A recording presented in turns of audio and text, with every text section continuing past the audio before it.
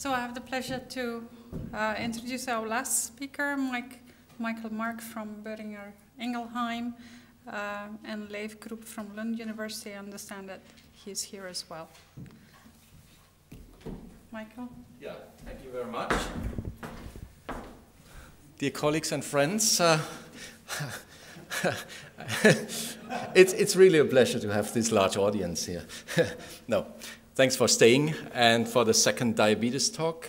We heard already from e-media exciting things, the need for new therapies, new therapeutic modalities and insights in diabetes, and now you have the second chance to listen for a program which is really exciting, I think, which is stepping into new territories, looking ahead into diabetic complications. Now, Summit, you can read for what it stands: surrogate markers for micro and macrovascular hard endpoints for innovative diabetic tools. And Leif Groop was already introduced. He's the scientific leader from academia, from Lund University, for that program. We decided on the fly not to have a joint presentation, not to extend that time, but I will give the whole presentation. You heard already earlier these numbers of diabetic patients, and it's really, if you read the 2010 numbers, close to 300 million diabetic patients worldwide. And what you see depicted here on that slide is the global projections for the number of people with diabetes 20 years ahead, 2030. What you see in dark blue is those regions with the highest increase of prevalence of diabetes, and this means in that slide you see Africa, you see Arabia countries, and you see also South America, which you wouldn't expect, I guess. However, if you go for the existing prevalence, today's prevalence of diabetes, and we are talking mainly about type 2 diabetes, and I guess Bernard already told you the difference between type 1 and type 2 diabetes. So we talk about the maturity onset, the diabetes of the adult, when we're talking about type 2 diabetes prevalence, and this is the majority, 90% of these numbers. You see in our countries, in Europe, there's a median prevalence of less than 10% of the adult population are suffering from diabetes. But there are also countries with a higher prevalence nowadays. And if you look ahead 20 years, you see how the prevalence shifts. And what you can see really is in USA, Northern America, the prevalence will increase from below 10% to above 10%.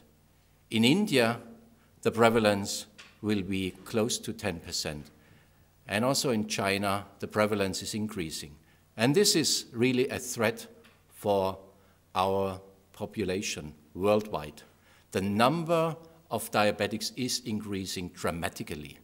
The prevalence is increasing in each and every country. So we have to do something. You already heard also about the causes, the root causes of diabetes today. The body is unable to cope with the demands of the peripheral tissues, like the skeletal muscle, like the fat tissue, the demand of insulin, and the pancreas can't cope with it. So we have defects in diabetes in several tissues, in the pancreas, in the muscle, in the fat tissue, but also in the liver, and we call it beta cell failure, or we call it insulin resistance in the peripheral tissues. You measure normally, currently, hyperglycemia. The fasting blood glucose is measured, or HbA1c as a long-term parameter for the quality of the glucose control is measured by the practitioner. But it's not the elevated blood glucose per se, it's the consequences of diabetes which we have to worry about. And from the left to the right, you see the end organs which are affected by this hyperglycemia by diabetes. Most of the diabetic patients die from cardiovascular diseases. It starts with atherosclerosis. They have a progressive and aggressive atherosclerosis. They have kidney failures.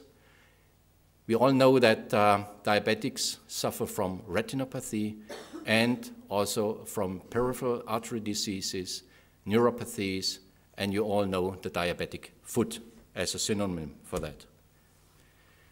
Even more impressive, negatively, are these numbers. These are US numbers only. There are new cases of diabetes every day, 4,100. More than 800 people die from diabetes, 230 amputations, kidney failures 120, and cases of blindness more than 50 every 24 hours, and only in the US. So we have to do something about that. Diabetic nephropathy. 1/3 of type 1 diabetes or type 2 diabetic patients develop diabetic nephropathy, and this means a progressive decline of kidney function leading to end-stage renal disease, and that means for the patient either death or dialysis or transplantation. Diabetic retinopathy, which goes more or less in parallel with diabetic nephropathy, affects most of our type 1 and type 2 diabetic patients, and 2% of them will become blind.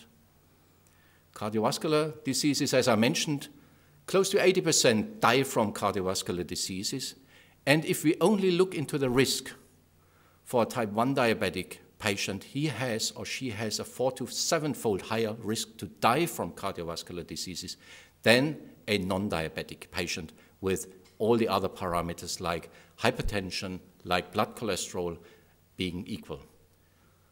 Well, unless the same is true for type 2 diabetic patients, they have a 2 to 4-fold higher increased risk to die from cardiovascular diseases. And even if they survive a first myocardial infarction, the risk to die from the second is greater than for a non-diabetic patient. So I hope I have convinced you so far that there is really a need for intervention, for novel treatments, because there is nothing around for diabetic complications beyond the glucose-lowering therapies. We have heard about the sulfonylureas, we have heard about the clinides, we have heard about the insulin therapy, but no therapy is able to cope with the consequences of that. So we need clinical trials, but these clinical trials, to show a benefit for these long-lasting effects, are large, long-lasting. We are talking about 5 to 10 years duration, and of course, therefore, costly. And this is the key goal of Summit, to come up with deliverables that we can really have ways and interventions where we can reduce the costs, the duration, and also the number of patients to be treated for such complication trials. And this is the aim of Summit. What we want to achieve is the following. We want to try to identify susceptibility markers for the patient to predict diabetic complications. There are patients with more or less the same hyperglycemia, but the one develops diabetic complications and the other does not. So what is the reason for that? We want to identify genetic markers, biomarkers from plasma or serum, or also non-invasive markers that can be used, number one, to identify and to collect patients who have a high risk for complications. That should enable us to monitor the progression of the disease, and in case we find a therapy, also to monitor the reduction or even the prevention of the complications.